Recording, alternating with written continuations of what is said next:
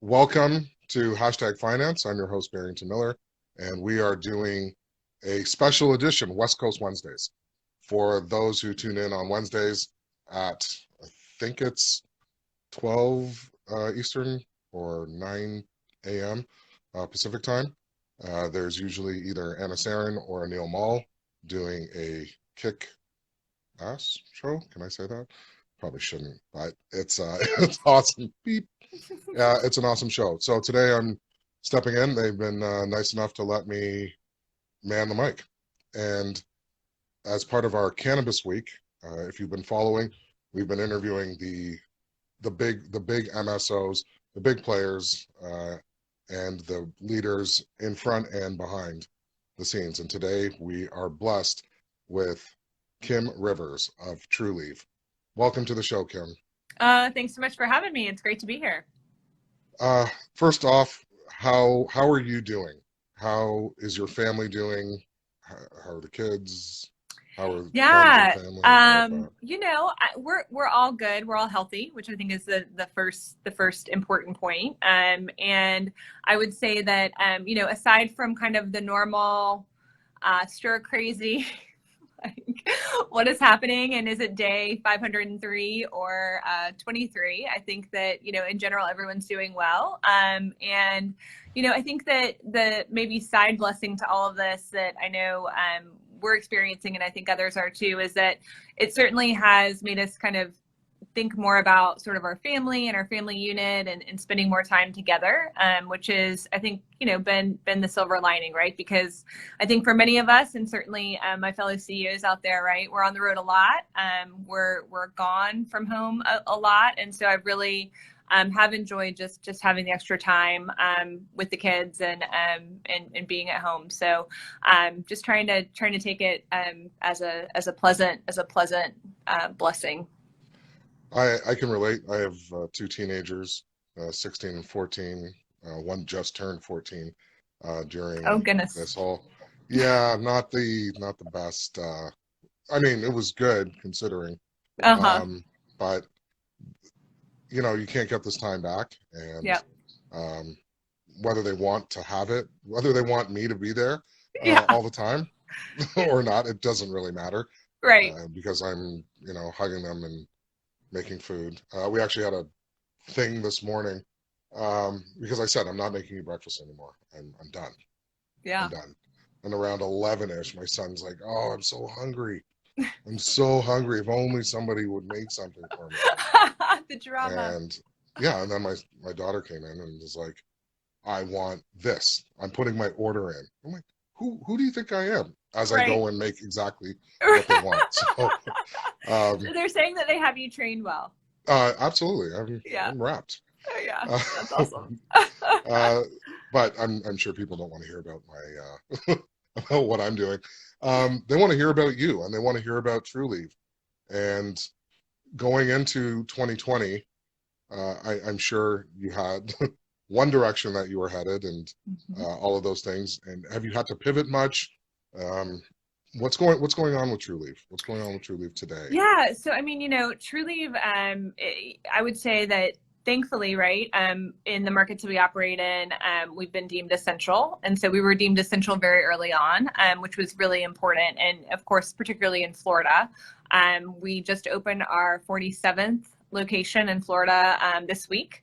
So that was huge, and it's been interesting to continue to grow and to continue to open stores in the middle of this new normal. We certainly have seen a change in our business. I like to remind folks that for better or for worse, we are in Florida, and so hurricanes are very much a norm for us. And Right. emergency preparedness is a state of being for those of us who operate in Florida. And so our team came together very early on and activated that part of the business and really started game planning around what this could look like, running possible different scenarios through cross-functional teams across the company.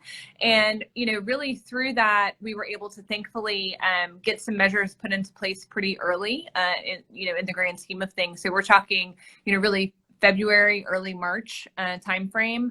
And, with that, we immediately, of course, first focused on our employees. And I think that that's been a real key for us as well, is in terms of keeping our supply chain up and functioning, and making sure that patients have what they need from a medication perspective, is to ensure that you have a workforce that's safe and that's healthy and that's comfortable with respect to their workplace and their work environment. And so immediately implemented temperature checks, immediately stepped up sanitation protocols, immediately put practices in place so that employees felt that they had that the company had their back if they were to run into a health issue among, as this continued with either themselves, with a family member, or quite frankly, if they just had their life interrupted in a way that they couldn't get to work. So we're talking childcare issues as a perfect example there, right?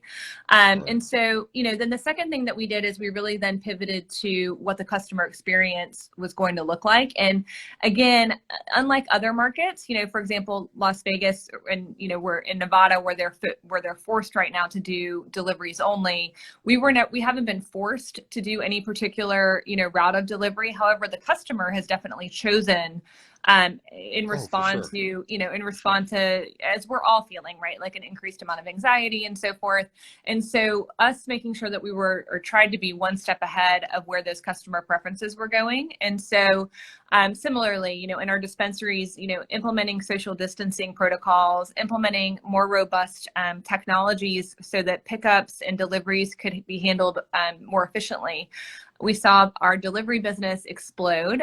So that increased by about 500 or so percent, almost overnight. Yeah. Wow. We had to double the amount of cars. So we have 200 vehicles now on the road in the state of Florida. We also, our pickup business shifted pretty dramatically. That was a fast growing segment anyway. That was, sorry, I don't mean to cut you off. Fine. And for deliveries, are they between the hours of 9 to 5? Is it 24 hours? Does it go till midnight? Yeah, no, it's not 24 hours. So we're able to deliver, I think that our cutoff is, I want to say it's like between 9 and 10 p.m., depending on if we're en route or not. And then of course they start at a reasonable time in the morning. I mean, we're not going to show up at 6 a.m., knocking on your door. I think we would probably not have a good result with that. Oh, your Trulievers are hardcore though. Yeah, they are. But I don't. So maybe with coffee, we could add that as a service.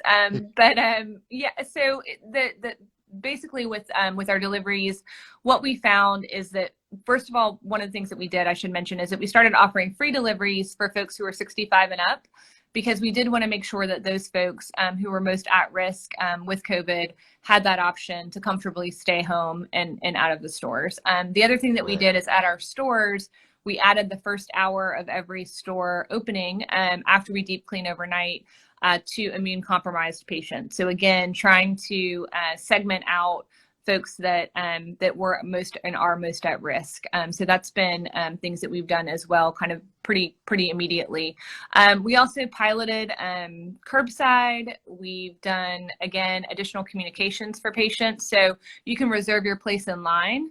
If you're going to come into the store for a pickup, you can, kind of similar to like if you have ever been to a Minute Clinic or different healthcare providers, where you can check in and then you have a more approximate time of when you'll be seen. And so you can then, space out your the timing of when you arrive. So again, trying to make it easier for folks to transition with us. As an aside, I would say that our call center, which is something we don't talk about very often, but we went from about 25,000 calls on average pre-COVID to, once stay-at-home orders started coming out, approximately 65,000 calls on a weekly basis. And so, so that was another huge increase, because people were just anxious. They wanted to talk to someone. They wanted to know, well, what does this mean? Are you going to be open? How do I get my medicine? If I want to do a delivery and I've never done that, how do I go about, going through that process? And so that's been an interesting stat to follow as well. We're back down, I should mention.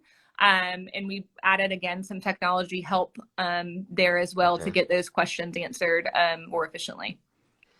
For those of you who are just joining us, we're here with Kim Rivers of Trulieve. We've disabled the comments, but that doesn't mean you still can't comment and send in your questions. We just want to make sure we have the proper focus and time, but we still would like to get to your questions. So feel free to contact us at the Canadian Securities Exchange or at Trulieve, and we will try and respond to your questions. So um, one thing, and I'm just going to go off script, even though we don't really have a Sure. script. You've been fiercely loyal, and you're loyal to your customer base. You are Mhm. loyal to Trulievers. You are a huge proponent of Florida and Florida first, Yep. and that hasn't changed. And you've always been big on the customer experience, Yep. and it's really good to hear that that hasn't changed. It's No. you're still doing it, and a credit to you. But I want to get to the Trulievers. How are they doing, and how have they, banded together, and um, what's going on? Because, like I said, they are, um, Yeah. yeah, they are. I don't want to say There are militant, but people. they are passionate, and Yeah, they yeah. will. No, I mean the truly, I would just say credit to the Trulievers, because we've all, as I mentioned, I mean, anytime you have such immediate and dynamic shifts in business, it's never easy, and there's always bumps in the road. And I would just say overwhelmingly, folks have been just patient and kind to one another. And kind to our employees, which again is really an important and critical piece. And I would just say that we are, and I think that it's just encouraged sort of that overall community feeling that we are all in this together. I would just say that one thing that we've been doing, which has been great, is we've had to sort of rethink our connectivity to our Trulievers during this time, because we're Okay. not able to get out and about and do events and host, gatherings in our stores. I mean, 420 was completely different than what we had planned, which is typically a very big celebration. We had, concerts and food trucks and everything planned at our stores. And so we pivoted to an online platform. So we have True Talks. We launched a True Talk series, which we're doing multiple times per week on a variety of subjects. So everything Okay. from how do I, do I qualify for unemployment, and how do I go through that process, to our medical director coming on and having in-depth conversations about products that we offer and the medical benefits, and potential, questions about drug interactions and things like that. So it's really been great. And we've had thousands and thousands of folks join those and participate. And again, just strengthening that sense of community, even though we can't physically be with one another, but doing it virtually. And I think that it's been great, because as an organization, we've been able to really use this time as a good, more thorough, maybe listening session too, Hmm. with respect to our employee, or our employees also, but also our Trulievers, and what they're looking for from us, and how we can better service them, in the time ahead. Because the reality is that we're not sure how long this is going to last, and we kind of need to be prepared to sort of dig in here. Now, are you working alongside with the state as far as politics? And I know before you've obviously been in communication with them, and you've trailblazed some unique policies, whether it's the number of stores allowed, Mhm. or whether it's the flower only with the cool container. No, I remember. I The listened. flower cup, yes. Free the Uh, flower, yes. yeah, are you still in talks with them, working alongside with them? And if so, how are those going? Yeah, so I mean, the state's been great with respect to the industry and as a Yeah. whole. Again, we're regulated by the Department of Health in Connecticut and in Florida, and they've in both jurisdictions have been really communicative and very helpful. And again, that first action of deeming us essential was key. The second thing that they've been doing is that they've been really responsive to adding and responding to changes that we've asked as a direct result of COVID. So, for example, getting 100 vehicles up and in the Right. system very quickly. Onboarding, we've hired about 225 people over the last few months. So getting those employees background checked and through the system is another. And then finally, I would say, and kind of most impressing to me, is that they haven't slowed down regulatory approvals on store openings. They've allowed us to open stores. They've come out and inspected, either physically and or virtually, depending on the scenario. We've added, for example, sneeze guards at each of our dispensation stations within our showroom. So changes like that typically do require a variance procedure with the state. They've turned around for us very, very quickly. And so I'm certainly appreciative. I mean, for us to be able to continue to service our patients, continue to provide access, we've launched new products during COVID. What are some of the products? Yeah, so we launched TruWax, which was a really cool product. So it's got a really high terpene content. And again, as a reminder, in Florida, we don't have access to hydrocarbons. So to be able to launch a product like that using the technology that we have available was a really big win. We also launched the first True Sauce Cart in Florida with our partners at Blue River, which was really cool. So that's a solventless product. So again, kind of in the wake of everything that we've seen with vaporized products, over the last 6 months to a year, to be able to come out with a cartridge that truly is a non-chemical process is we think is a game changer. And then there's all kinds of stuff in the works. We also launched a lozenge, and we're always innovating. So there's 3 or 4 products that we've been able to launch again in the COVID environment, and really again asking folks to become educated online, which is a little bit different for us. And so our marketing team has been doing an amazing job. They're in overdrive with respect to communication. And I think that that's been a really important part of our, continued success during this time. Well, Trulieve is always, I know you're data driven. And yes. I've listened to many of your presentations at all sorts of conferences, and the data analytics that you provide, and you are truly in touch with your customer and your customer base. Just going back, you were talking a little bit about partnerships. Yeah. And can you tell us a little bit about your brand partners? I know you had an announcement with, was it Bellamy? Mm-hmm. Bellamy Brothers, right? Yeah. Bellamy Brothers and Blue River. Yeah. Let's talk a little bit about that. Yeah, so that's great, because those are 2 examples of the different categories that we have of partners. So Blue River falls into our national brand partners. So Blue River is a brand that started in California, and they're currently in many states. And again, they are a brand partner, but really with a backbone of technology. So I really think about Blue River as a technology company as well. And so they have this, technology that allows them to produce a wonderful line of solventless products at scale. So the issue with solventless products historically is that they are more small batch niche products because of the way that they're produced, using only, heat, pressure, primarily as the primary inputs. And so he's come up with equipment and machines that allow him to actually, produce a range of products at scale. So that's Blue River. And so really happy to have, and Tony is the mastermind behind Blue River. And he interacts with our Trulievers in a phenomenal way, gets on our social media accounts, hosts True Talks. We'll have, Q&A sessions, awesome. and really has integrated well with the brand.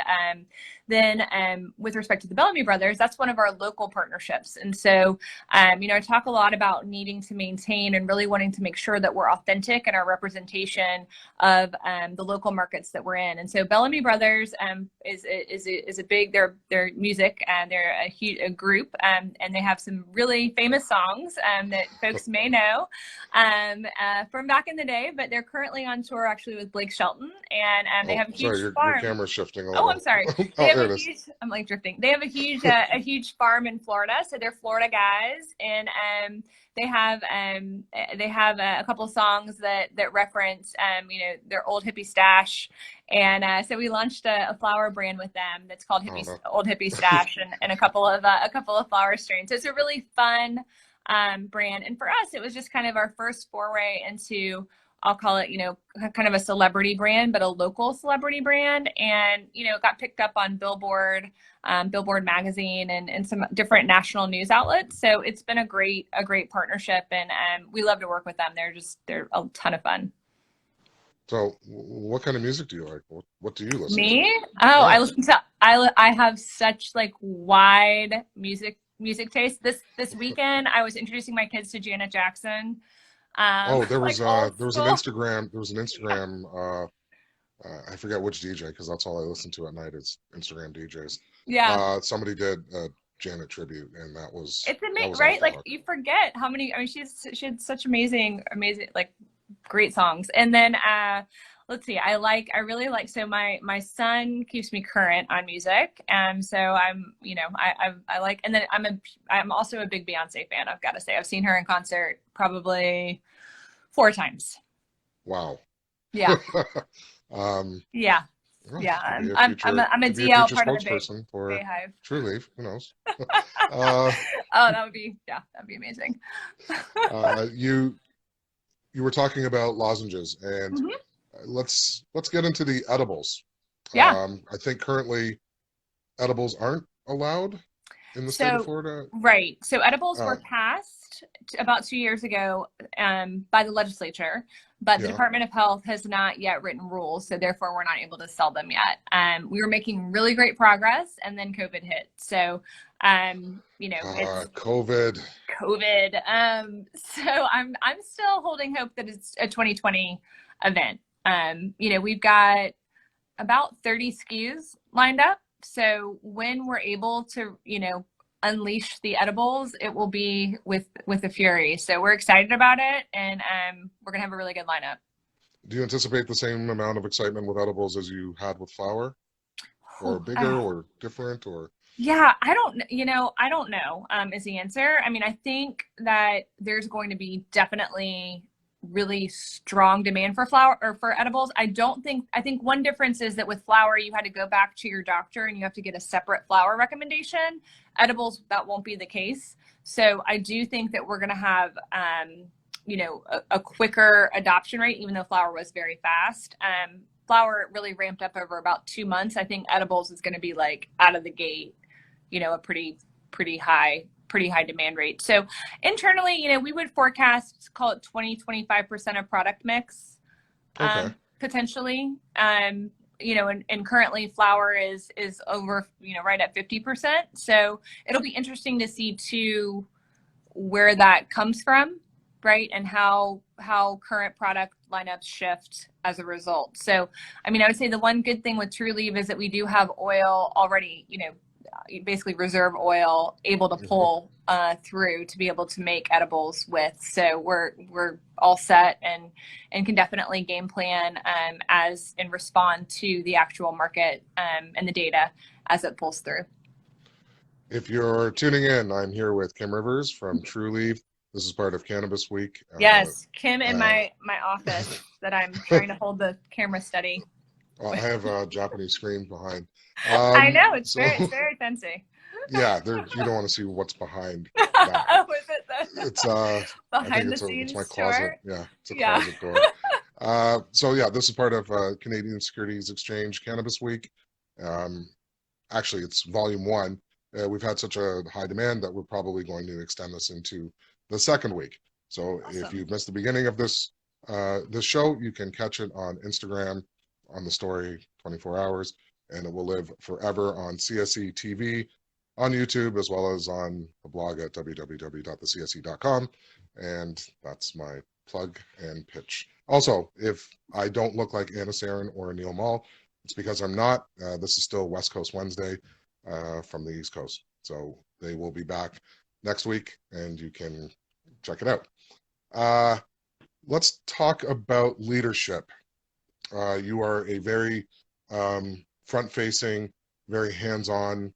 What has this experience over the last 8-9 weeks taught you? Has it changed you?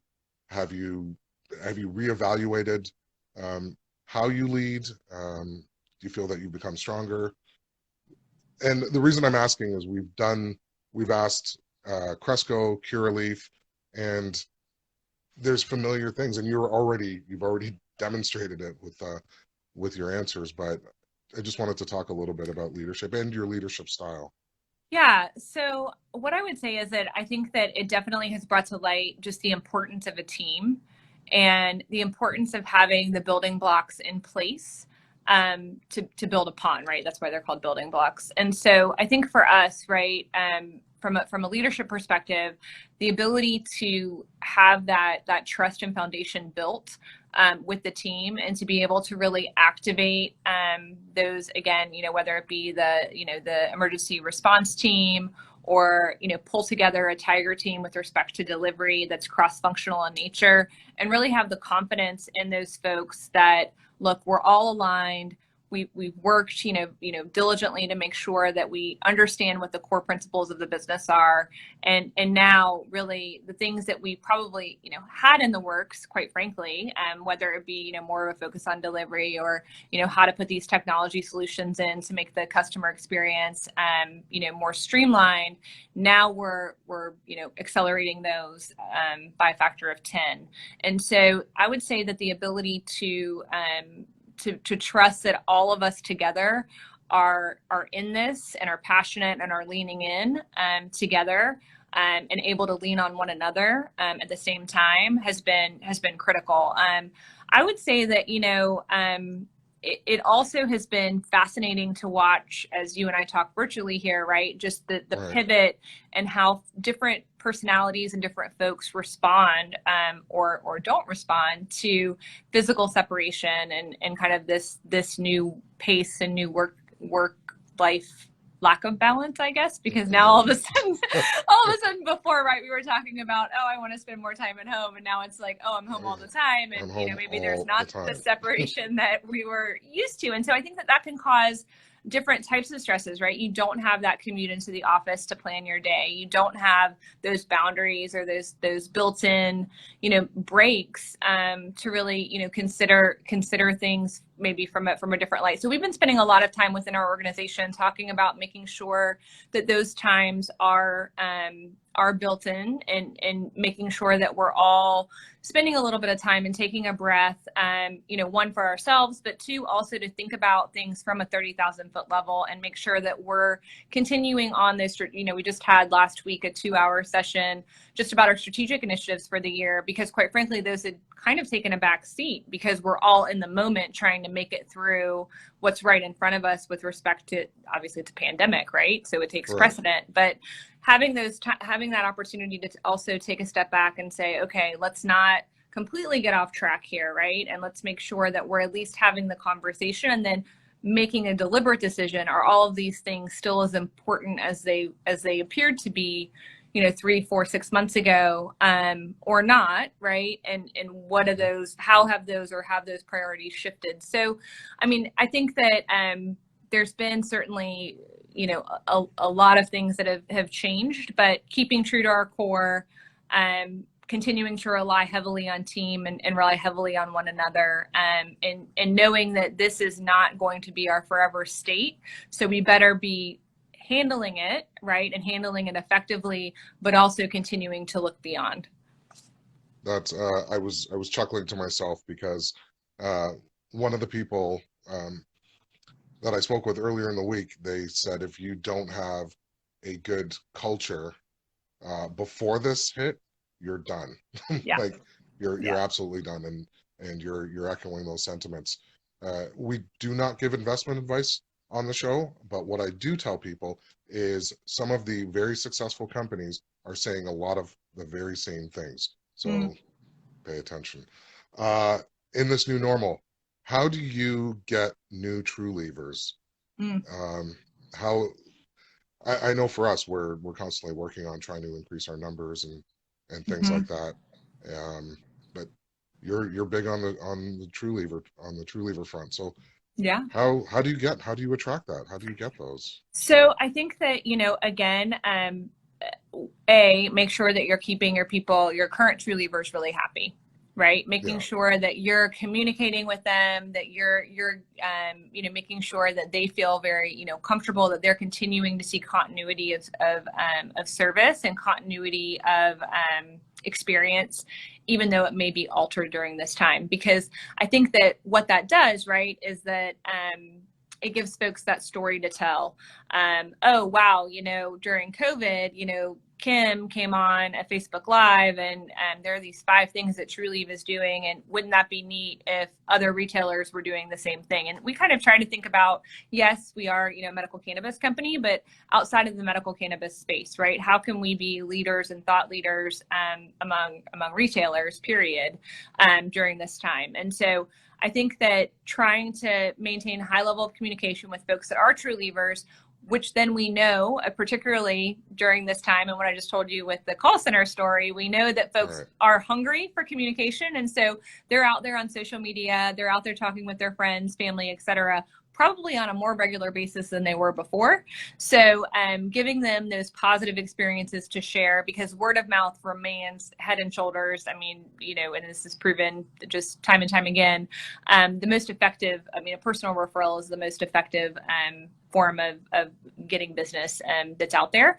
The second thing I would say is that we haven't stopped in our physician communication. So we've also been hosting a lot of virtual events with physicians. So just keeping them engaged, keeping them educated on new products that we have coming out, right? As I just mentioned, keeping them informed and in the loop of what we are doing at our stores, because the state of Florida did change the laws to allow for renewal visits to be done via telemedicine.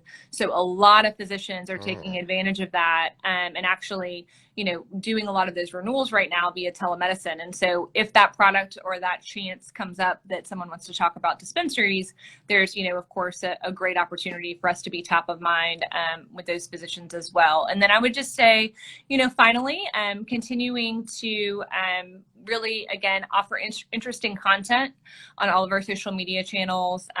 Of course, as you know, I'm out and about talking to folks constantly as normal. All the time. All the time. So, yeah, and I think, giving a reason for media to continue to keep, medical cannabis and cannabis in general in the news is also an important part of our strategy, because, if someone's been thinking about, I've been meaning to get my card, or I've been meaning to, and now I'm home and maybe I'm paying a little bit more attention to my body and paying a little bit more attention to what's going on. I'm more anxious. Maybe things are escalated with respect to my condition.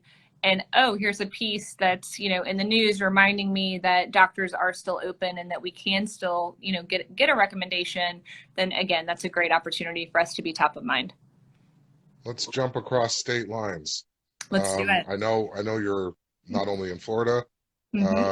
How are the other states treating you, and how are you treating the other states? Yeah, so Connecticut has been, as I mentioned, has been great. They've been, again, it's very clearly an essential service there, and has been going well. California has been fine as well. California is a little down, as we know from data points that I'm sure you've heard from other folks. It's a pretty small part of our business right now, so we're not overly affected by what, kind of for better or for worse, by what's going on there. Massachusetts, as we all know, has taken a bit of a different path. Massachusetts forced shutdown of all recreational facilities. Medical is still open. Construction has basically stopped there. And the CCC, which is the regulating body, has also ceased inspection. So we're under construction in Massachusetts. So that certainly has slowed. It's basically stopped at this point. We are, I guess, again, try to look for the silver lining. At least we weren't at the very end of the process with full hiring that has happened, and then, which would leave those folks in a bit of a lurch. So, we were just in the construction phases, hope to still have that facility certainly built, and the question will be on whether or not we can get it inspected and operational by the end of the year. But, again, I think that it's not a matter of if, it's just a matter of when. And we still look forward to that market being an important market for us when it does open back up. Trulieve 2021. Yes. Assuming this is temporary, but there are going to be things that you take from this time and implement into your business, and there's things that I'm sure you'll change. What does Trulieve 2021 look like? Assuming things play out the way that they hopefully will play out, and sooner rather than later.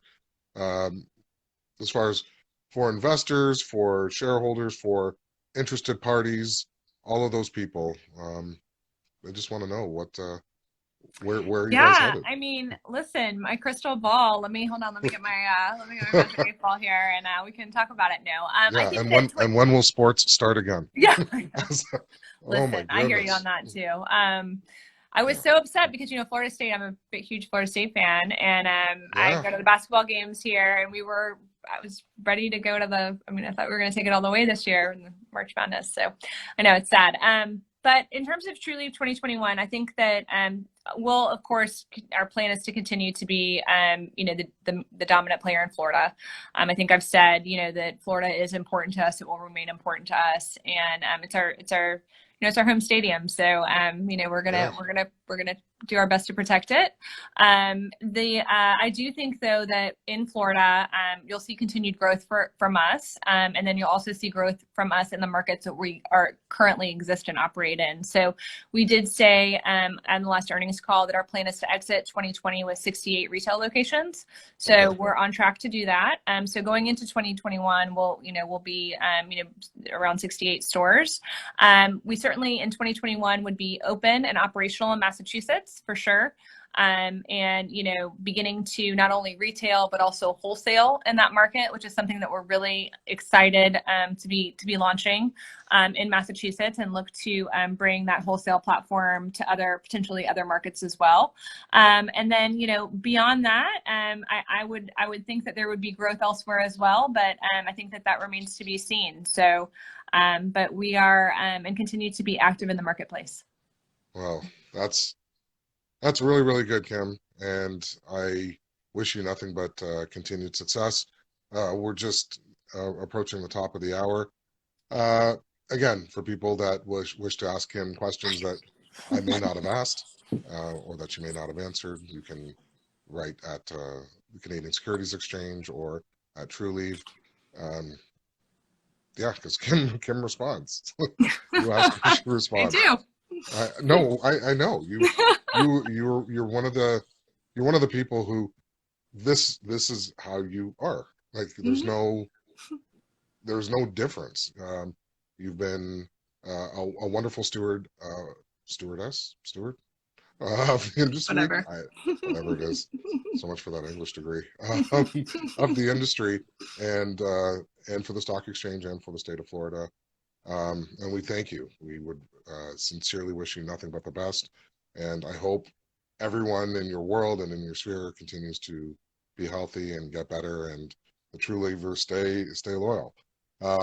So yeah, on behalf of the Canadian Securities Exchange, thank you for taking part in Cannabis Week. And for West Coast Wednesdays, I'm your host, Barrington Miller. And you can find this on CSE TV on YouTube. Hashtag finance. You can go to Instagram, LinkedIn, Facebook, Twitter. Check out SoundCloud. We're available on podcasts. Lots of places to find it. And this will be in Instagram stories for the next 24 hours. So on that note, Kim, thank you very much. Same bat channel, same bat time tomorrow. Neil Mo will be hosting. I think he's talking with Bam. So see you tomorrow. And thank Awesome. you, Kim. Thanks, Barrington. Have a good day. Yeah, See you you later. too. Take All care. right. Bye.